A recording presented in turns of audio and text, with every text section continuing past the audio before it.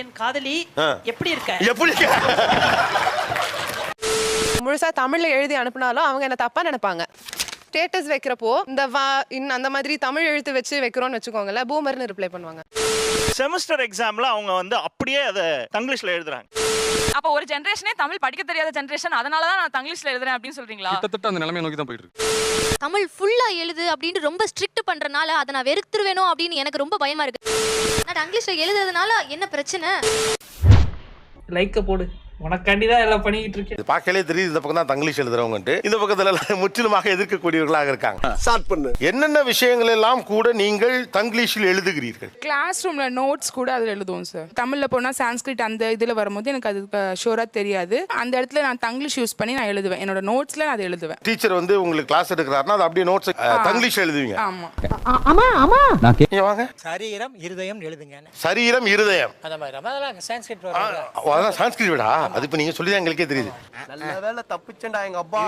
சரீரம் தமிழ்ல எழுதுங்க. தமிழ் மீடியம் தானே? இதே அரசியல்ல இதெல்லாம் சாதாரணமாப்பா. சப்போஸ் பால் வாங்கணும் அப்படின்னா வந்து பால் நான் மோஸ்ட்லி மில்க்னுலாம் சொல்ல மாட்டேன். சோ பால் பொதுவா பால் தானே வாங்கணும். பால் என்னென்ன வேணுமோ அதுட்டு வரிசையா எழுதிடுவேன் நான். அப்புறம் நோ கமெண்ட்ஸ், சிம்பிளி வேட். ஏதோ சேர்த்துக்கிட்டோம்னு வச்சுக்கிட்டு இருக்கேன். வீட்டுக்கு இப்ப ரீசெண்டா கூட என் கிளாக்ல பேட்டரி போச்சு. பேட்டரி டி அப்படின்னு எழுதி வச்சுட்டு நான் போயிட்டேன். நான் டி ஐ தானே டி ஷார்ட்டா சுருக்கி புரியுதுல அவளுக்கு நான் டின்னு சொல்றது. என்ன ஒரு புத்திசாலித்தனம். அயன்காரர்ட்ட நான் வந்து ரிமைனிங் காசு நான் அன்னைக்கு வாங்க மறந்துட்டேன். சோ அதனால வரப்போ எங்க ரெண்டு பேத்துக்கு ஒரே அதனால வந்து அயன்காரர் அப்படிதான் போட்டேன். காரர் ரிமைனிங் அப்படின்னு போட்டா அவளுக்கு புரிஞ்சிரும். அது அது ஒரு எண்ணு தானே இல்லையா? இல்ல நான் புரிஞ்சா சரி, புரிஞ்சா சரி, புரிஞ்சா சரி. இப்போ நீங்க என்ன யோசனை இருக்குன்னு தெரிஞ்சு போச்சு. தங்கிலீஷ்ல வந்து கவிதை எழுதுறது. தங்கிலீஷ்ல கவிதை எழுதுறீங்களா? ஆமா சார். தமிழ்ல பாத்தீங்கன்னா ரா எங்க போடணும், சின்ன ரா வருமா பெரிய ரா வருமா அப்படின்றது தெரியாது. தங்கிலீஷ்லாம் ஈஸியா இருக்கும். இப்ப எல்லாம் ஞாபகத்துக்கு வந்துருச்சு. ஒரு கவிதை எழுதுங்க தங்கிலீஷில். ஒரு கவிதை. மழலை மொழியின் பாஷைகள் உன் குரலில் தரும் ஓசைகள் அடி எல்லாம் அழகுதான் அன்று உன்னால் விடியல் தான். இத தமிழ் எழுதினா நீங்க வாசிப்பீங்க தானே? பொறுமையா வாசிச்சிருப்பேன். நூத்துக்கணக்கான பஞ்சாயத்துல நான் தீர்ப்பு சொல்லிருக்கேன். ஆனா இப்படி ஒரு கேவலமான பஞ்சாயத்தை நான் பார்த்ததும் இல்ல, கேட்டதும் இல்ல. வேற எதெல்லாம் தங்கிலீஷ்ல எழுதுறீங்க? எங்க அம்மா என்ன சின்ன வயசுல ஹிந்தி சேர்த்து விட்டாங்க. சோ எனக்கு சின்ன வயசுல இருந்து தமிழ்ல யோசிப்பேன், எழுத தெரியாது. கேர்ள் ஃப்ரெண்டுக்கு ஒரு இமெயில் லெட்டர் எழுதும் போது கூட அந்த ஃபீலிங் எல்லாமே எனக்கு தமிழ்ல தெரியும். ஆனா தமிழ் வார்த்தையில எழுத தெரியாது. உனக்கு அதுல ஏதாச்சும் பிரச்சனையா? அந்த தமிழே எப்படி இங்கிலீஷ்ல எழுதுவேன். வாங்க எழுதுங்க. காதல் கவிதை எழுதுங்கன்னா இப்போ ஒரு கடிதம் அந்த பொண்ணுக்கு எழுதிருக்காப்ல. இன்னைக்கு என்னானாலும் சரிடா, ஷாலினி கிட்ட என் மனசை ஓபன் பண்ணிடுறேன். நீங்க அது படிங்க. என் காதலி எப்படி இருக்க? எப்படி இருக்க? காதல் தான் கவுந்துச்சுன்னு பார்த்தா அதை பத்தி எழுதுன கடிதமே கவுந்துருச்சே. ஒருவேளை நீங்க தமிழ்லே எழுதி அதை ஒரு பொய்டிக்கா சொல்லியிருந்தோம்னா அந்த காதல் கைகூடி இருப்பதற்கான வாய்ப்புகள் இருக்கு. ஆனா இது புரியுது, நடக்கல. உங்க லைஃப்ல எவ்வளவு ப்ராப்ளம் பாருங்க. ஹிந்தி படிச்சிருக்கீங்க ஆனா அர்த்தம் தெரியாது. தமிழ்ல சிந்திப்பீங்க ஆனா எழுத தெரியாது. இங்கிலீஷ் படிச்சிருக்கீங்க ஆனா அந்த எழுத்தை வச்சு தமிழை தான் எழுதுவீங்க.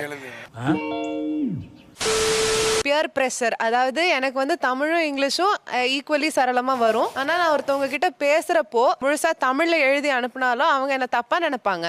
அந்த பரதேசி மட்டும் என் கையில கிடைச்சா. யாரு? எல்லாருமே தான். ஸ்டேட்டஸ் வைக்கிறப்போ இந்த அந்த மாதிரி தமிழ் எழுத்து வச்சு வைக்கிறோம்னு வச்சுக்கோங்களேன், பூமர்னு ரிப்ளை பண்ணுவாங்க. Boomer uncle. Yes come on uncle. யாரு? ஃப்ரெண்ட்ஸ். மாறாக ஏன் தமிழை இங்கிலீஷ்ல டைப் பண்றீங்கங்கறத எனக்கு புரியல. ஏன்னா அதுதான் இது நீ அது பூமர்னா இது மக்கு இல்லையா? இந்த மாதிரி கொடுமைங்க பத்தியா? இது எப்படி பூமர்னு ஜெனரலைஸ் பண்ண பாக்குறீங்கன்னு புரியல. ஒரு ஆளுமையான அல்லது ஒரு நல்ல படித்த பெண் தமிழ்ல ஒரு வார்த்தையை சொல்றப்போ அது இன்னும் கம்பீரமா தானே இருக்கும். சும்மா காணேத்ராவனே. யாருகிட்ட பேசிட்டு இருக்கேனோ அந்த தரப்புல அவங்கள பொறுத்து தான். இப்ப என் பொண்ணுக்கு நான் வச்சிருக்க பேரு இயல், தூய தமிழ் பேர். இதெல்லாம் நான் காம்ப்ரமைஸ் பண்ண மாட்டேன். அப்படிங்களா? ரொம்ப சந்தோஷம். நல்ல தமிழ் தெரியும், நன்கு ஆங்கிலமும் தெரியும். ஒண்ணு ஆங்கிலத்துல போங்க, இல்ல தமிழ் அழகா நீங்க வந்து அதை செய்யலாம். அவங்க தங்கிலீஷ்ல பேசுறாங்களா, தங்கிலீஷ்ல டைப் பண்ணி எனக்கு அனுப்புறாங்களா, நான் தங்கிலீஷ்ல தான் ரிப்ளை பண்ணுவேன். அவங்க தமிழ்ல பேசுறாங்களா, நான் தமிழ்ல பேசி அனுப்புவேன். இங்கிலீஷ்ல பேசுறாங்களா, இங்கிலீஷ்ல பேசி அனுப்புவேன். you are a அனுப்புவேன். people pleaser, so odd and out இருக்க விரும்பல. அதானடா? அதேதான். தங்கிலீஷ்ல அனுப்புறாங்க. சோ நீங்களும் தங்கிலீஷ்ல அனுப்புறீங்க. Exactly. உங்கள மாதிரி பிள்ளைங்க இந்த கன்ஃபியூஷனுக்கு வந்துராதீங்க. அது ஒரு பூமரா நம்மள நினைப்பாங்கங்கற கன்ஃபியூஷனுக்கு வர வேண்டாம்னு சொல்றேன். கான மயிலாட கண்டிருந்த வான்கோழி அப்படின்னு ஒன்னு சொல்றாங்க. இதை எப்படி டிரான்ஸ்லேட் பண்ணுவீங்க? பீகாக் நினைத்தது வான்கோழி தன்னை அப்படின்னு சொல்லிட்டு நான் எல்லாத்துலயும் ஸ்கேம். பரவேசி பயிலுங்க. விஜய் டிவில ஜாக்கி சான் படம் போடுவாங்க, பாத்திருக்கியா இல்லையா? அதுல கூட இப்படி பண்ணது இல்லடா. அடேங்கப்பா தம்பி எதோட கோக்கறானே. மொழினா என்ன சார் சொல்லுங்க? மொழினா என்ன? மொழினா கண்டிப்பா வந்து ஒரு ஃபாண்ட் இருக்கணும். எழுத படிக்க பேச. ஃபாண்ட் இல்ல, ஸ்கிரிப்ட். குழப்பிக்கிறீங்க, அதான் பிரச்சனை இப்போ. என்ன பயல. ஒரு ஸ்கிரிப்டை நீங்க ஃபாண்டா திங்க் பண்ணிட்டீங்கனாவே மொழியை ரொம்ப சாதாரண விஷயமா தானே பாப்பீங்க. கரெக்ட். இது பேச்சு மொழி தான். பேச்சு வழக்குல இருக்கிற ஒரு மொழி, பேச்சு மொழி. நீங்க வழக்குல இருக்குன்னு வேணா சொல்லலாம், அதான் பிரச்சனை. பேச்சு மொழின்னு சொல்ல முடியாது. சோ இப்படியே போயிட்டு இருந்ததுன்னா அதுவே ஒரு மொழியா மாறதுக்கு சான்ஸ் இருக்கிறப்ப நம்ம இதை என்கரேஜ் பண்றது கரெக்டா? உலகத்தினுடைய பல மொழிகளுக்கு ஸ்கிரிப்ட் கிடையாது, லிபிகள் கிடையாது. இங்க லிபிகள் இருந்து லிபிகள் இல்லாமல் போன மொழிகள் நிறைய இருக்கு, அது தெரியுமா? அடுத்த கட்டத்தில் அது என்ன ஆச்சு அப்படின்னு கேட்டீங்கன்னா அந்த மொழியே இல்லாம போச்சு. லிபி இல்லாதவர்கள் இன்னொரு மொழியினுடைய எழுத்தை பயன்படுத்தி தங்கள் வார்த்தைகளை பயன்படுத்திக்கிறாங்க. செல்வம் இருக்கே நம்மகிட்ட லிபி இருக்கே, லெட்டர்ஸ் இருக்கே, அப்புறம் ஏன் நம்ம போயிட்டு அப்படி எழுதணும்னு ஒத்துக்கிறேன். இதை விட இது பெருசுதான். அவங்க சொல்றதுல ஒரு விஷயம் நான் கண்டிப்பா ஒத்துக்கிறேன், அந்த அபாயம் இருக்கு. ஹானஸ்டா ஒத்துக்கணும்.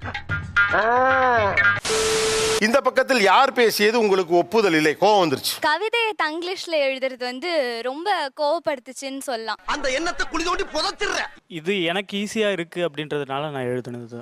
ஈஸின்னு சொன்னா கொஞ்சம் சோம்பேறித்தனம் தான் அதோடைய பேஸா? டெஃபினெட்லி. எல்லாரும் நடைமுறைக்கு இருக்கிற இப்போ நடந்துகிட்டு இருக்கிற தங்கிலீஷ் இருக்கு, என் கையில இருக்கு. நீங்க என்ன நினைக்கிறீங்கன்னா கடையில் விற்கும் பண்டம் போல யூசர் ஃப்ரெண்ட்லியாக இருக்கணும்னு எல்லாத்தையும் யூசர் ஃப்ரெண்ட்லி கேட்டகரி கொண்டு போக முடியாது.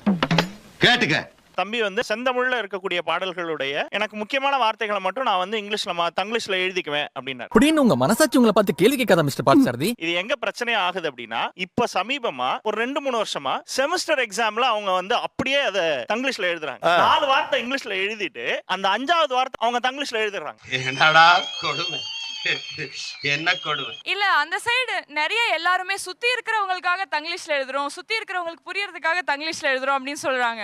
ஆனா அவங்களே வந்து எழுதும் போது டைப் பண்ணும்போது எனக்கு வந்து தங்கிலீஷ் ஈஸியா இருக்கு, தமிழ்ல டைப் பண்றது கஷ்டமா இருக்கு. இந்த ஸ்டாண்ட் கரெக்ட்னு எனக்கு தெரியல. ஃபர்ஸ்ட் சொல்றேன், மக்களுக்காக சொல்றேன். ரெண்டுமே ப்ராப்ளம் இருக்கு, ரெண்டு சைடுமே ரெண்டுமே இருக்கு. அப்ப ஒரு ஜெனரேஷனே தமிழ் படிக்க தெரியாத ஜெனரேஷன், அதனால தான் நான் தங்கிலீஷ்ல எழுதுறேன் அப்படின்னு சொல்றீங்களா? கிட்டத்தட்ட அந்த நிலைமையை நோக்கி தான் போயிட்டு இருக்கு. வேண்டாம் நீ சொல்றதெல்லாம் உண்மையா? என்னைய கேனத்தரமா பேசிக்கிட்டு பொதுவா எழுதுறதே குறைஞ்சிருச்சு சார், டைப்பிங் தான் ஜாஸ்தி இருக்கு.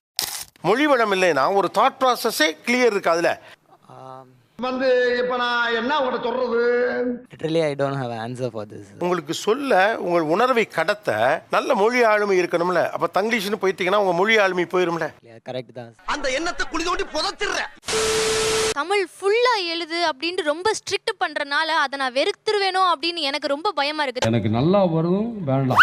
தமிழ்ல எழுதுமா, ஃபுல்லா எழுதுமான்னு என்னைய ஃபோர்ஸ் பண்ணி திணிக்கிற மாதிரி இருக்கு எனக்கு தமிழ்ல. மொழி அறியாமையும் வரலாறு அறியாமையும் நீங்க சொல்வதற்கு காரணம். உசாரா இருக்கணும், விழிப்பூடிருங்கள். எனக்கு தங்கிலீஷ்னு ஒன்னு இருக்கு, நான் ஈஸியா இருக்கு, நான் பயன்படுத்திக்கிறேன், which is easy. அதெல்லாம் ஓகே. இல்ல நீ தமிழன் இல்லை, நீ தங்கிலீஷ்காரன். இப்போ என்னன்னா ஒருத்தர் தமிழ் பற்ற பேசினாலே உடனே ஏன் நெருக்குறாங்கன்னு சொல்றீங்க? ஒரு நல்ல லாங்குவேஜ் நம்மளோடது, அதை ஏமா நீ தங்கிலீஷ்ல எழுதுறேங்கிறதே உங்களுக்கு நெருக்கடியா? எந்த பயனும் இல்ல. நான் தங்கிலீஷ்ல எழுதுறதுனால என்ன பிரச்சனை? தமிழ் பத்தின தன்னோட கன்சர்ன் ஒருத்தர் ரைஸ் பண்ணாலே அது உங்களை நெருக்குதலுக்கு உட்படுத்துதல்னு சொல்றீங்க. ஏன் அது உங்களை அவ்வளவு பயமுறுத்துது? ஒரு ஈஸியா ஒரு ஆப்ஷன் இருக்கும்போது நான் இப்படி சிரிச்சுக்கிட்டு தான் இருப்பேன், ஆனா கோவம் தான் மட்டும்.